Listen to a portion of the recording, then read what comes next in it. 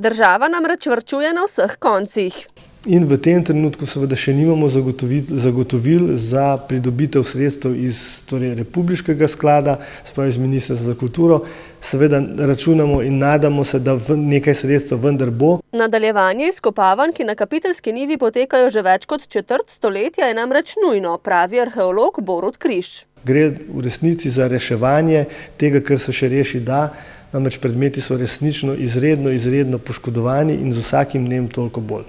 Poleg državnega denarja ga nekaj prispeva tudi novomeška občina. Letos je v proračunu, ki ga svetniki sprejemajo danes, za izkopavanje namenjenih 6.000 evrov. Namreč predmeti, za katere vemo, da so še vedno v zemlji, so zelo ogroženi, zelo poškodovani, grozi jim dejansko uničenje in zato poskušamo dokaj intenzivno z temi izkopavanji kar nadaljevati vsako leto. In vsako leto odkrijajo kaj novega. Če so na začetku mislili, da Kapiteljska njiva skriva predmete le na površju, je bilo kmalu jasno, da so grobovi tudi na pobočjih, najdbe pa se kar nadaljujejo.